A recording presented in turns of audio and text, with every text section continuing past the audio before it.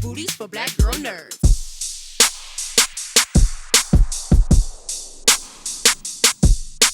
Thank you guys for your time. Hi. Thank you.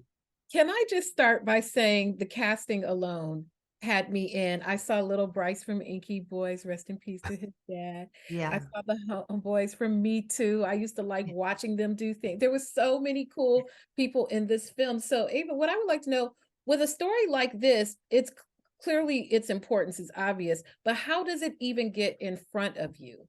How did this even... Well, I'll let DeVon start because he's the one that made the whole story happen, and then I came along and bullied my way into the project. So let's flip it around. So DeVon, how did it get to you? Yeah, a friend of mine texted me and said, I have your next movie. And I didn't believe him. And so I said, okay. And so he connected me with Richard Montañez, who is, the Flamin Hot movie is about him. And so when I sat down with Richard and his wife Judy about 7 years ago, and I just said, tell me your story. And they just started telling me their story. And Richard talked about how he started as a janitor for Frito Lay and how he ultimately worked his way up the ladder to become director of multicultural marketing. And I said, wait, how did you go from being the janitor to becoming one of the top executives of the company? And then that's when he was telling me about, his contribution to Flamin Hot Cheetos. And so when I heard the story, I was so motivated by it and inspired. I just said, I got to do this. And so put it together with the writer, sold the pitch to Searchlight. We developed a couple drafts of the script, and then we were ready to look for a director. And I sent it out all around town, and about 12 directors came in to meet with me, and Eva was one of those directors. And at first, I did not know that she directed.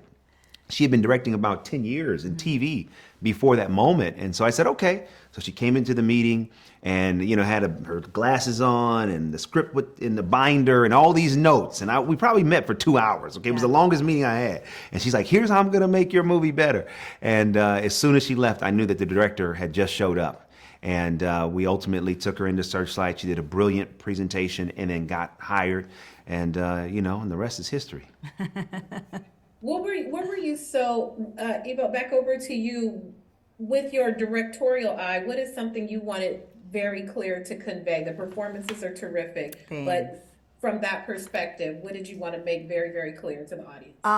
Well, my North Star was authenticity. Mm-hmm. And I knew that my superpower in this equation would be my knowledge of the Latino community. I come from the Latino community. I read the script. I was like, I am Richard Montañez. I've been told no. I've experienced the things he's experienced. And I thought, how did I not know this story? And I'm Mexican American. Like, everybody should know this story. And so I became obsessed with telling it to the world, and this is a love letter to the Latino community. To finally see Mexican Americans portrayed the way I know them, which is with love. They're family oriented, they're faith based, they're complex, they're inspirational.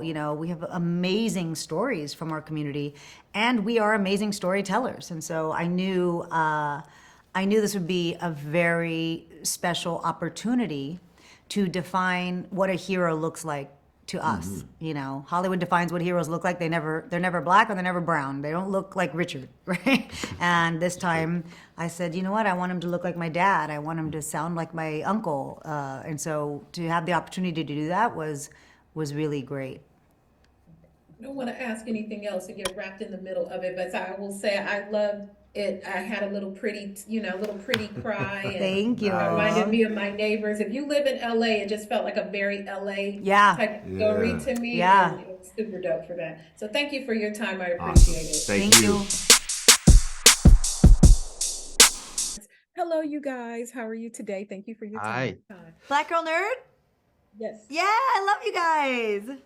Thank you so much. And I love both of your performance. I had a bunch of pretty tears, just as I made my way through the journey. Sparkly ones, just like they're it was just glitter. It was so sweet and it was just so touching. So Jesse, I will begin with you. When you read a story about this to, decide what you want to do with the role, does it affect you, the actor in you, or the man in you first? Because some roles can be so much more personally touching than others, I suppose.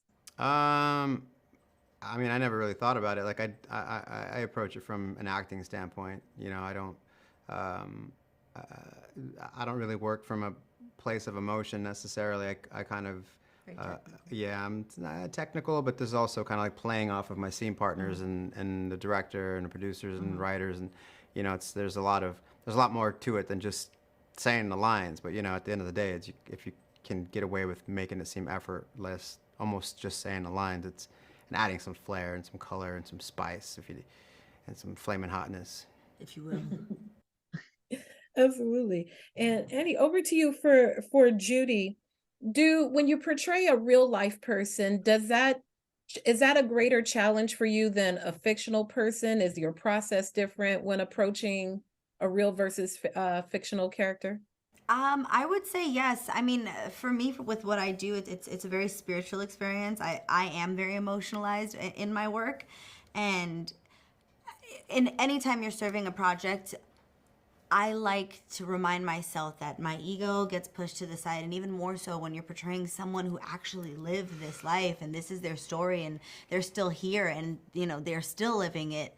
I had to really make sure to do my best to portray Judy as honestly and authentically as possible. And it was very important for me to get it right, to get the story right, because it means so much to them and to the community and now to you guys. It really does. You know, to be honest, I had no idea that Flamin' Hot Cheetos were even around that long, because it seems like it was more, at least with, you know, like my kids and stuff got into it recently, like all the hot stuff and hot foods. So Jesse, back over to you.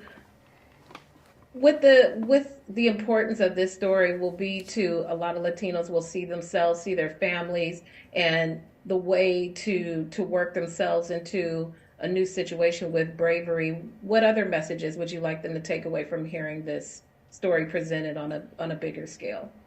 I don't know. It's interesting. It's funny that to see some of the grown men, you know, come up to me after screenings and how emotional that they were. You know, because some, you know, unfortunately, some of the older generations of men were kind of like suppressed of showing emotion and being vulnerable with their families, and as you get older, it's like it's brewed up so much that you know, you can't help it. So like, you know, even my dad was like emotional, you know, got emotional like when I would leave or when I'd come back to visit or something like that.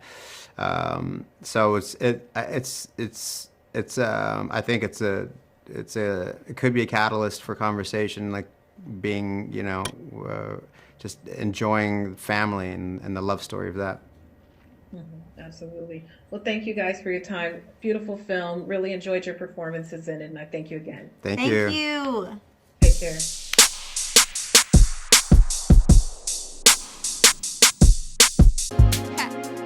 Better shake your booties for black girl nerves.